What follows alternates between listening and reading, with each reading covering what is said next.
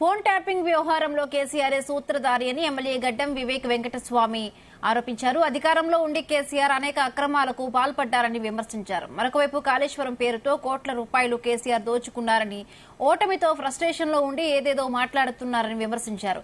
Liquor scam లో కవిత జైలుకు వెళ్లింది, ఆమె చేసింది తప్పని తెలుసు, అందుకే ఆ విషయంలో కేసీఆర్ మాట్లాడడం లేదని ఎమ్మెల్యే వివేక్ వెంకటస్వామి అన్నారు. ఈ ఇద్దరు నాయకులు చేయడం వలన అసెంబ్లీ ఎలక్షన్స్ తర్వాత ఇప్పటి వరకు బీఆర్ఎస్ పార్టీ టీఆర్ఎస్ పార్టీ ఎందుకు ఖాళీ అవుతుందని కూడా ఆలోచిస్తలేరు. క్యాండిడేట్స్ కి వాళ్ళు అనౌన్స్ చేసినప్పటికీ కూడా క్యాండిడేట్స్ ఏవద్దు బాబు, మాకొద్దు, మాకు టికెట్ వద్దు, మా కార్యకర్తలు ఎవరైతే ఉన్నారో టీఆర్ఎస్ నుంచి అందరు వెళ్ళిపోతున్నారు కాంగ్రెస్ పార్టీకి, మేము ఈ ఎలక్షన్లో నిలబడతలేమని చెప్పి కూడా చెప్తే వాళ్ళకి అర్థం అవట్లేదు. అంటే అధికారంలో ఉన్న అహంకారం ఏదైతే ఉందో అది ఆయనకు ఈ పరిస్థితుల్లో ఒప్పుకోనికే తోచట్లేదు. కేసీఆర్ పాపము అధికారం పోయిన తర్వాత ఏం చెప్పాలో అర్థం అవట్లేదు. అని కొంచెం సమయం వస్తుంది. నిజంగా ఒక వైపు ఏమో అధికారం పోయింది, ఇంకో వైపు ఏమో అలా బిడ్డనేమో లిక్కర్ స్కామ్ లో జైలుకి పోయింది.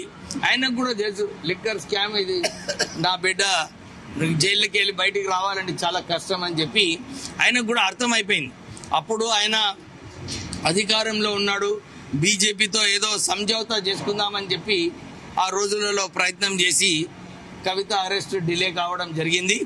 ఇప్పుడు ఆయనకు అర్థమైపోయింది నా సంగతి ఖతం అయిపోయిందని చెప్పి అందు గురించి ఎట్లా ఇష్టం వచ్చినట్టు మాట్లాడుతున్నారు. మీకు అందరు తెలుసు నల్గొండలో కూడా మొన్న పోయినప్పుడు అట్టర్ ఫ్లాప్ అయిన విజిట్, ఎవరు లేరు అక్కడ, పోయి హాయిగా నిద్రపోయినాడు. 5:30 వరకు నిద్రపోయి తక్కిన ప్రోగ్రామ్స్ కూడా క్యాన్సిల్ చేసుకొని మళ్ళా హైదరాబాద్ తిరిగి వచ్చినాడు.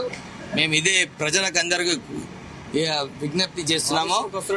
ఇదేదైతే మా కాళేశ్వరం వస్తారట, మీకు కాళేశ్వరం ప్రాజెక్ట్ అదే అదే అదే ప్రాబ్లం ఉన్నది ఆయనతోని.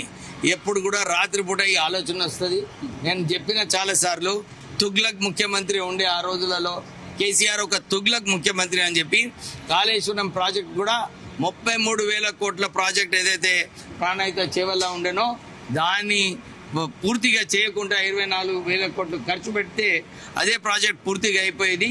కానీ అదే కాంట్రాక్టర్ కి 11,000 కోట్ల రూపాయలు ఖర్చు పెట్టిన కాంట్రాక్టర్ కి మళ్ళా కాళేశ్వరం ప్రాజెక్ట్ ఇచ్చి అక్కడ పైసలు దోచుకోనికి, కమిషన్లు దోచుకోనికి 33,000 కోట్ల పూర్తిగా అయ్యే ప్రాజెక్ట్ ని 1,00,000 కోట్ల రూపాయలు చేస్తున్నారు.